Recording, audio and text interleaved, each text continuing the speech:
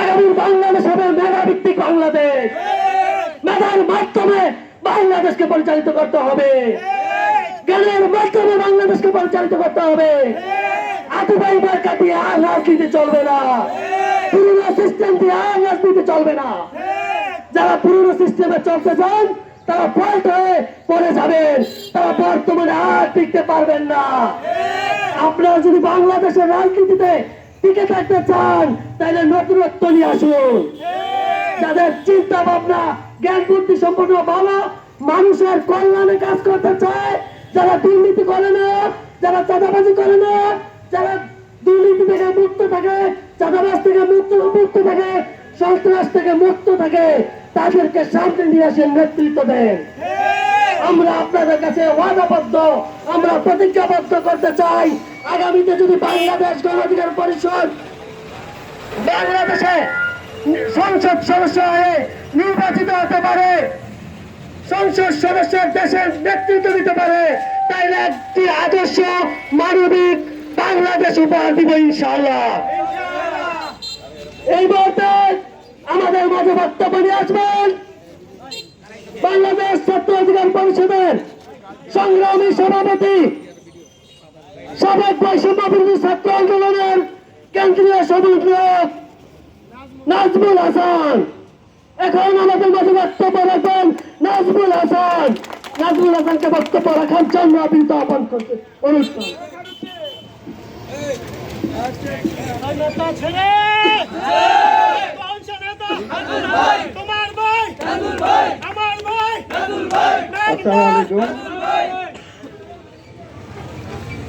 আমার বন্ধু, আমাদের সহযোদ্ধা, জুলাই অভ্যুত্থানের অন্যতম নায়ক, ভারতীয় আগ্রাসন আধিপত্যবাদ বিরোধী কথা বলতে গিয়ে গত শুক্রবার ঢাকার প্রাণকেন্দ্র রাজধানীর একটি জায়গাতে কালভার্ট রোডে প্রকাশ্যে গুলির শিকার হয়েছে। 18 জুলাই আল্লাহ ডাকে সাড়া দিয়ে শাহাদাত বরণ করেছেন ওসমান হাদি। আজ পৃথিবীতে নাই, আমাদের সকলের হৃদয় রক্তকরণ হচ্ছে, বাংলাদেশের 18 কোটি মানুষের হৃদয় রক্তকরণ হচ্ছে। সহযোদ্ধারা, আমরা শুনতে পেয়েছি বর্তমান প্রধান নির্বাচন কমিশনার বলেছেন ওসমান হাদিদেরকে গুলি করে হত্যা করা একটা বিচ্ছিন্ন ঘটনা। এটা কি কোনো বিচ্ছিন্ন ঘটনা হতে পারে? আমি সেই প্রধান নির্বাচন কমিশনকে বলতে চাই, আপনি দেখুন 64,000 বর্গ মাইলে যতদিন পর্যন্ত লাল সবুজের পতাকা থাকবে ততদিন পর্যন্ত ওসমান হাদি বাংলাদেশে রয়ে যাবে। আপনি দেখেছেন বাংলাদেশের ইতিহাসে গতকাল প্রায় 16 লাখ মানুষ ওসমান হাদির জানাজায় অংশ নিয়েছে। বাংলাদেশের ইতিহাসে সর্ববৃহৎ জানাজা অনুষ্ঠিত হয়েছে। ওসমান হাদি কোন বিচ্ছিন্ন ঘটনা নয়, ওসমান হাদি হচ্ছে বাংলাদেশের স্বাধীনতা সার্বভৌমত্বের প্রতীক। ওসমান হাদি হচ্ছে ভারতীয় আগ্রাসন আধিপত্যবাদ বিরোধী লড়াই সংগ্রামের প্রতীক। সুতরাং শেখ হাসিনার নির্বাচন কমিশনের প্রতিচ্ছবি আমরা দেখতে পাচ্ছি। আমরা স্পষ্ট করে বলতে চাই, আপনার যে নিয়োগকর্তা প্রধান উপদেষ্টা প্রফেসর ইউনূস থেকে শুরু করে প্রধান বিচারপতি, সেনাবাহিনীর থেকে শুরু করে সকল শ্রেণী পেশার মানুষ গতকাল ওসমান হাদির জানাজায় গিয়েছিল। অনতিবিলম্বে আপনি যদি দেশবাসীর কাছে প্রকাশ্যে ক্ষমা না চান তাহলে কিন্তু আপনার গদি থাকবে না। এই বাংলাদেশে যারা ওসমান হাদিদেরকে ছোট করতে চায়, ওসমান হাদিদেরকে নিয়ে কটূক্তি করতে চায়, এই 64,000 বর্গ মাইলে তাদের ঠাঁই হবে না। আমরা স্পষ্ট করে বলতে চাই, এই বাংলাদেশে দিল্লির দাসত্ব চলবে না, এই বাংলাদেশে পিন্ডির দাসত্ব থাকবে না, এই বাংলাদেশে রাশিয়ার মস্কোর দাসত্ব থাকবে না, এই বাংলাদেশে আমেরিকার দালালি চলবে না। এই বাংলাদেশ চলবে, বাংলাদেশের দালালি যারা করবে, বাংলাদেশ পন্থার রাজনীতি যারা করবে, তারাই আগামীর বাংলাদেশ পরিচালিত হবে। আপনারা নিশ্চয় দেখেছিলেন সেই 71-এর মহান মুক্তিযুদ্ধের সময় আমাদের দেশে কৃষক, শ্রমিক, মেহনতি মানুষ তারা কিন্তু ট্রেনিং প্রাপ্ত ছিল না। দেশমাতৃকের রক্ষা সেই পাক সেনাবাহিনীর বিপক্ষে তারা দাঁড়িয়েছিল। তারা কিন্তু সেখানে হাতে অস্ত্র নিয়ে বলেছিল তোমার দেশ আমার দেশ, তোমার দেশ আমার দেশ, তোমার দেশ আমার দেশ। এই বাংলাদেশ রক্ষায় যুগে যুগে আমাদের পূর্বসূরি যারা ছিল তারা জীবন দিয়েছে, আমাদের সহযোদ্ধা ওসমান হাদি জীবন দিয়েছে। সুতরাং যতদিন পর্যন্ত একটি ন্যায় ভিত্তিক, ইনসাফ ভিত্তিক, কল্যাণমুখী রাষ্ট্র হচ্ছে ততদিন পর্যন্ত আমাদের লড়াই চালিয়ে যেতে হবে। আমরা জানি এই যে পুরো বাংলাদেশে গত এক সপ্তাহ যাবৎ ওসমান হাদিকে নিয়ে মানববন্ধন হচ্ছে, বিক্ষোভ মিছিল হচ্ছে, প্রত্যেকটা মসজিদ, মন্দির, গির্জায়, প্যাগোডাতে তার সুস্থতার জন্য দোয়া হচ্ছে। কিন্তু মেঘনা কি তার আলাদা? মেঘনা কি বাংলাদেশের বাইরের জায়গা? মেঘনা মানুষের কি বিবেক নাই? কিন্তু আমরা দুঃখ লাগে যে গত কয়েকদিন যাবৎ এত ভয়ঙ্কর একটা ঘটনা করে গেল, হাজার হাজার লাখ লাখ মানুষ রাস্তায় এসে ক্রন্দনরত অবস্থা আল্লাহর কাছে দোয়া যাচ্ছে যে আমাদের মেঘনায় অনেক নেতা কর্মী আছে, অনেক দল আছে। আমাদেরকে বলা হয় আমরা তথাকথিত দল, ছোট দল। এই যে মেঘনার যে বৃহৎ বৃহৎ রাজনৈতিক দলগুলো তারা আজকে কোথায়? তারা কথা বলে নাই কেন? এই যে বিএনপি, জামাত থেকে শুরু করে ইসলামী আন্দোলন, এই যে জামাত বা ইসলামী আন্দোলন তারা তো ইসলামিক দল, তারা অনেক জায়গায় বলে আমাদের দল করলে আপনারা জানাতে যাবেন, বলে না? এই যে বাংলাদেশের লাখ লাখ মানুষ যে ওসমান হাদির জন্য দোয়া করছে, আপনারা জানাতে যেতে চান আর একজন দেশপ্রেমিকের জন্য দোয়া করবেন না? দোয়া করে নাই, কেউ রাস্তায় দাঁড়া নাই। আমরা আজকে দাঁড়িয়েছি, আমরা সেই স্বৈরাচার বিরোধী লড়াই সংগ্রামের সময় শেখ হাসিনা যখন ক্ষমতায় ছিল, এই মেঘনাতে যখন আওয়ামী লীগের রাম রাজত্ব ছিল, ছাত্রলীগ যুবলীগের সন্ত্রাসীদেরকে উপেক্ষা করে আমরা রাস্তায় দাঁড়িয়েছিলাম। আমরা আমাদের জীবনের শেষ নিঃশ্বাস থাকা পর্যন্ত আমরা মেঘনায় দাঁড়াবো, কথা বলবো। আমরা চাই এই যে অন্ধকারচ্ছন্ন মানুষ 106টা গ্রামে চাষের রাজত্ব, দলীয় দাসত্বের রাজনীতি চলছে, সেই রাজনীতি থেকে মেঘনা মানুষকে আলোকিত করতে হবে। আমরা শুধু কি দেখি একজন নেতা আসবে, তার জন্য হাজার হাজার মানুষ লাইন ধরে দাঁড়িয়ে থাকে। এটা কোনো রাজনীতি হতে পারে? রাজনীতি হবে তাদের জনগণের প্রতিনিধিত্ব করা, জনগণ বিপদে থাকলে তাদের পাশে দাঁড়ানো। আমরা সেই রাজনীতি দেখতে পাচ্ছি না। আমরা চেষ্টা করব, আমরা বিশ্বাস করি যারা দল দাস না, যারা বাংলাদেশপন্থী, যারা মেঘনা আগামীতে শান্তি শৃঙ্খলা বজায় রাখতে চায়, তারা এই শান্তির মিছিলে আরো যাত্রায় অংশগ্রহণ করবে। আমরা স্পষ্ট বলছি, আমরা গত কয়েকদিন যাবো ঢাকায় বারবার বলেছি, এই যে ঢাকার প্রাণকেন্দ্র বিজয়নগর পাইন ট্যাঙ্কির কালভার্ট রোডে প্রকাশ্যে দিবালোকে একটা মানুষকে গুলি করে হত্যা করা কি শান্তিপূর্ণ কোনো পরিবেশ? আজকে আমরা মোহাম্মদপুরে যেতে পারি না, মোহাম্মদপুরে যেতে গেলেই চুরি, ছিনতাই, ডাকাতি হচ্ছে। আমার মা ভাই বোনরা আজকে শপিং মলে গেলে সেখানে গুলি করে হত্যার শিকার হতে হচ্ছে। আমাদের সহযোদ্ধা ওসমান হাদিকে হত্যার শিকার হতে হয়েছে।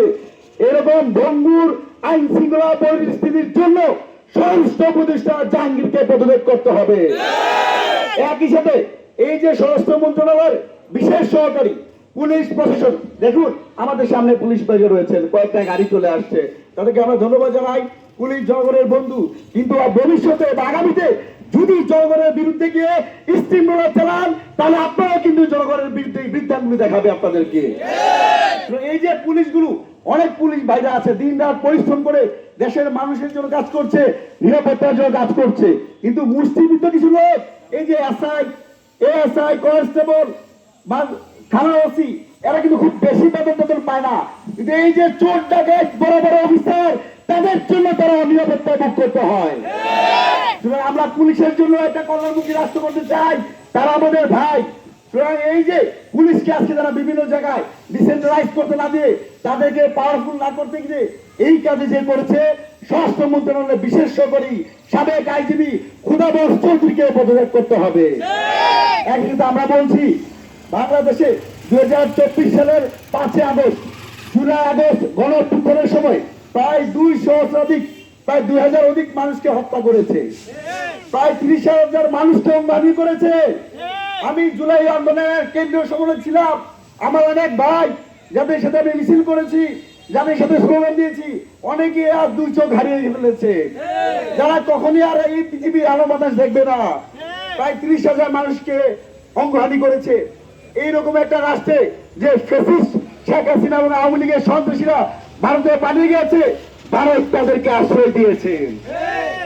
একই সাথে শরীফ ওসমান হাদি যারা গুলি করেছে তাদেরকেও ভারত আশ্রয় দিয়েছে। আমরা স্পষ্ট করে বলেছি,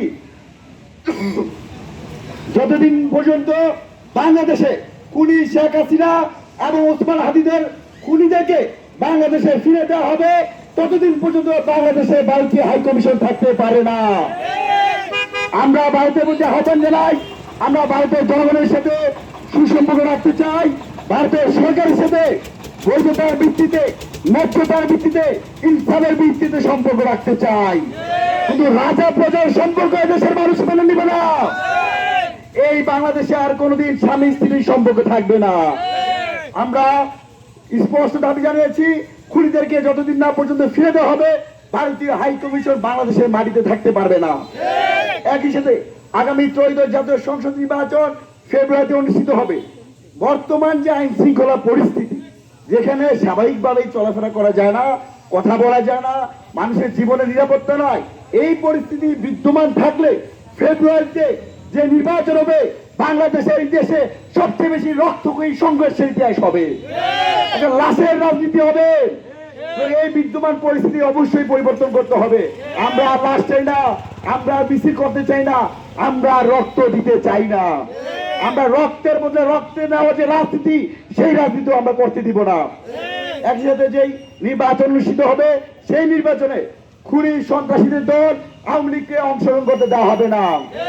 একই সাথে ভারতীয় চর আওয়ামী লীগের সবচেয়ে বেশি সুবিধাভোগী জাতীয় পার্টিকে রাজনৈতিক কর্মকাণ্ড নিষিদ্ধ করে ত্রয়োদশ জাতীয় সংসদ নির্বাচনে অংশগ্রহণ করতে দেওয়া যাবে না। আমাদের সহযোদ্ধারা ইতিমধ্যে বলেছেন, আপনারা জানেন যে গতই 29 আগস্ট, প্রায় 4 মাস আগে, পুলিশ, সেনাবাহিনী, কতিপয় দুর্বৃত্ত যারা বাংলাদেশ পর্দা রাজনীতি করে না, যারা বাংলাদেশকে বিশ্বাস করে না, তারা প্রকাশ্যে দিবালোকে সেই বিজয়নগরের পানি ট্যাঙ্কির কাছে আমাদের উপর হামলা করেছিল। আপনারা দেখেছিলেন বিপিন উল্লুকে কিভাবে হামলা করেছিল? আপনারা দেখেছেন নাজমুল হাসানকে কিভাবে হামলা করেছে? আপনারা দেখেছেন? আমাদের সামনে একটা ব্যানার দেখা যাচ্ছে, আমাদের সহযোদ্ধারা হয়তো সেই ব্যানারটা টানিয়েছে, সেখানে লেখা সেনাবাহিনী ও পুলিশের নৃশংস হামলায় আহত ছাত্র অধিকার পরিষদের কেন্দ্রীয় সাধারণ সম্পাদক মেঘনার সন্তান নাজমুল হাসানের জন্য দোয়া চাই। আমিও সেখানে হামলার শিকার হয়ে প্রায় 1.5 মাস হসপিটালে ছিলাম। এই যে এত হামলা হয়, একজন স্বরাষ্ট্র সচিবকে দিয়ে, একজন বিচারপতিকে দিয়ে, একজন মিলিটারি স্টাফ অফিসারকে দিয়ে দায়িত্ব দিল, গত 4 মাসে সেই তদন্তর আর আলো দেখা যায় না। এই তদন্তর আলো যে ফুটে না, আমরা শেখ হাসিনার সময় দেখেছি। সাংবাদিক সাগরুনি হত্যা হয়েছে, 120 বারের উপর খালি তদন্ত পিছিয়ে গেছে। আমরা কি সেরকম রাজনীতি চাই? আমরা কি সেরকম আইন শৃঙ্খলা চাই? আমরা আইন শৃঙ্খলা পরিবর্তনের জন্যই মানুষ যেন তার ন্যায্য দাবি আদায় করতে পারে, মানুষ যেন তার ন্যূনতম যে আইন শৃঙ্খলা পাওয়ার কথা, নিরাপত্তা পাওয়ার কথা, তার জন্যই আমরা জুলাই অভ্যুত্থান করিয়েছিলাম। কিন্তু দুঃখ লাগে, আমরাই করেছিলাম, আমাদের বসা উপদেষ্টারাই সেগুলো বরখেলাপ করছে। আরেকটা কথা না বললেই নয়, আমাদের অনেকেই দেখা যায় যারা জুম্মার নামাজটাও পড়ে না, কিন্তু জাতীয় নির্বাচন, মেম্বার চেয়ারম্যান নির্বাচন হলেই তারা 5 ওয়াক্ত নামাজ শুরু করে দেয়। এইরকম বন্ধুদের মতো আমাদের বন্ধু, আমার সহযোদ্ধা, ছাত্র উপদেষ্টা যারা হয়েছে, তারা গত 1.5 বছর ক্ষমতা থেকে আইন শৃঙ্খলা উন্নতি করে নাই, কোন ছাত্রদের দাবি দেওয়ার কথা শুনে নাই, কোন জনমানুষের কল্যাণে কাজ করে নাই। তারাই এখন তাদের চুরি, ডাকাতি, দুর্নীতি ডাকার জন্য সাধারণ মানুষের লেবাস ধরেছে। এই লেবাসকে সাধারণ মানুষ লাল কার্ড দেখাবে। আমরা আহ্বান জানাই, এদেশের মানুষ যেন প্রতারিত না হয়, আমরা একটা নিরাপদ, সন্ত্রাস মুক্ত, বাকযোগ্য বাংলাদেশ চাই। একই সাথে সর্বশেষ একটা কথা বলি, আমার প্রিয় মেঘনাবাসী, আমরা জানি এই বাস কাউন্টারে, এই সিএনজি স্টেশনে, এই নদী পথে থেকে শুরু করে বিভিন্ন জায়গায় এখন চাঁদাবাজি হচ্ছে। এই চাঁদাবাজি যারা করছে, আগামীতে যারা আবার উপজেলা পরিষদে দাঁড়িয়ে যারা টেন্ডার বাণিজ্য করছে, থানাতে দাঁড়িয়ে কিছু মাফিয়া রাজনৈতিক দুর্বৃত্ত যারা বলে আমরা থানার সাথে কথা বলে আপনার মামলা ডিসমিস করে দেব, এইরকম দুর্বৃত্ত থেকে আগামী নির্বাচনে আপনাদেরকে লাল কার্ড দেখাতে হবে। জনগণের নেতা নির্বাচন করতে হলে জনগণের পক্ষে যারা দাঁড়ায় তাদের পাশে দাঁড়াতে হবে। আমরা বিশ্বাস করি কিছু মানুষ ছাড়া মেঘনার অধিকাংশ মানুষ সচেতন, তারা বিবেক বুদ্ধি সম্পূর্ণ। আগামীতে যদি আমরা নিরাপদ বাসযোগ্য বাংলাদেশ তৈরি করতে চাই, মেঘনাকে আমাদের ডেলি সাজাতে হবে। আমাদের এই যাত্রায় আমরা সবাইকে আহ্বান জানাই, মেঘনার মানুষকে আহ্বান জানাই, দলের ব্যানারে নয়, গণ অধিকার পরিশোধ করতে হবে না, কিন্তু আপনার স্বাধীনতা সার্বভৌমত্বের পক্ষে কথা বলতে হবে।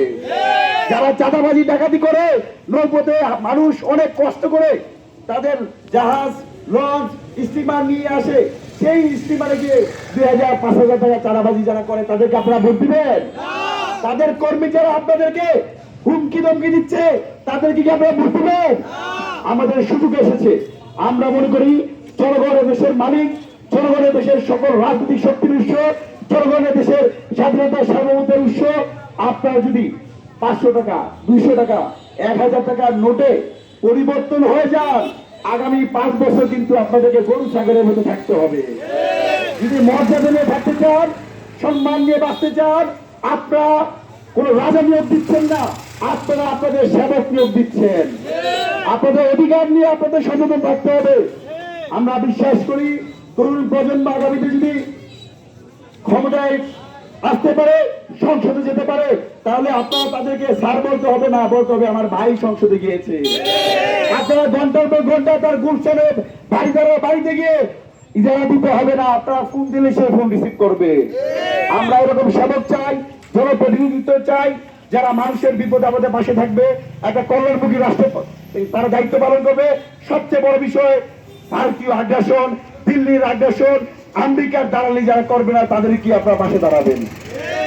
আমাদের ধন্যবাদ জানাই মেঘনার যে সকল বিবেকবান মানুষ আজকে আমাদের এই গণতান্ত্রিক মিছিলে, আমাদের এই লড়াই সংগ্রামের মিছিলে, আমাদের আধিপত্য বিরোধী লড়াইয়ের মিছিলে সামিল হয়েছে, তাদেরকে ধন্যবাদ জানাই। আমাদের চাই এরপর থেকে প্রত্যেকটা কলেজে আমার প্রান্তীয় শিক্ষার্থী বন্ধুরা যারা সচেতন হচ্ছে, এই যে রাষ্ট্রের টাকায় তোমরা পড়াশোনা করো, আমি নিজে রাষ্ট্রের টাকায় সরকারি টাকা পড়াশোনা করেছি, আমার অনেক দায়বদ্ধতা রয়েছে। শুধু বাবা মার কথা চিন্তা করব, পরিবারের কথা চিন্তা করব, ভালো চাকরি করবো, বিশেষ কেনা বা বিভিন্ন কিছু হতে পারতাম, কিন্তু এই যে জনগণের একজন রিক্সা চালক যিনি যাচ্ছে, একজন ব্যাংক চালক যিনি যাচ্ছে, তার লবণের টাকা দিয়ে, তার ভাত কেনার টাকা দিয়ে, চাল কেনার টাকা, এখান থেকে ট্যাক্স সরকার চায়, সেই ট্যাক্সের বিনিময়ে সরকারি কলেজ, বিশ্ববিদ্যালয়, প্রশাসন বেতন পায়। এই যে আমাদের উপর যে একটা আমানত রয়েছে, আমরা শিক্ষিত হলে আমাদের প্রতিবেশী রাষ্ট্র, জনগণ, এলাকা, মহল্লা, প্রত্যেকটা জায়গায় যা অনিয়ম হচ্ছে, প্রত্যেকটা অনিয়মের বিরুদ্ধে আপনাদের দাঁড়াতে হবে। আপনাদেরকে এখন আর ভয়ের কি কোনো কারণ নাই, যাই বই দেখাবে তাদের ত্রুটি আমরা চেপে ধরবো। সবাইকে ধন্যবাদ জানাচ্ছি। আজকে আমাদের এই বিক্ষোভ মিছিলে যারা এসেছেন, একই সাথে আমরা শরীফ ওসমান হাজির আল্লাহর কাছে দোয়া করি, আল্লাহ যেন আমাদের ভাই বাংলাদেশের বর্তমান সময়ে যদি বলা হয় সবচেয়ে বড় ভিআইপি কে, বর্তমান সময় যদি বলা হয় এমন একজন রাজনৈতিক নেতার নাম বলেন যে এই রাজনৈতিক নেতৃত্বের ব্যক্তিত্ব দেখে 18 কোটি মানুষ পছন্দ করে, তার নাম হচ্ছে আমার ভাই ওসমান হাদি। আমরা গতকাল তার জানাজা স্পষ্ট দেখেছি। আমার ভাই ওসমান হাদির জন্য দোয়া চাই, আল্লাহ যেন তাকে জান্নাতুল ফেরদৌস দান করে। প্রত্যেকটা মসজিদ, মন্দির, গির্জায় যারা আছেন বিবেকবান সকল মানুষকে আহ্বান জানাই, এবং যেখানেই অন্যায় অনিয়ম হবে সেখানেই মেরুদণ্ড সোজা করে, সিনা টান টান করে তাদের বিরুদ্ধে লড়াই করতে হবে। ধন্যবাদ সবাইকে। আসসালামু আলাইকুম।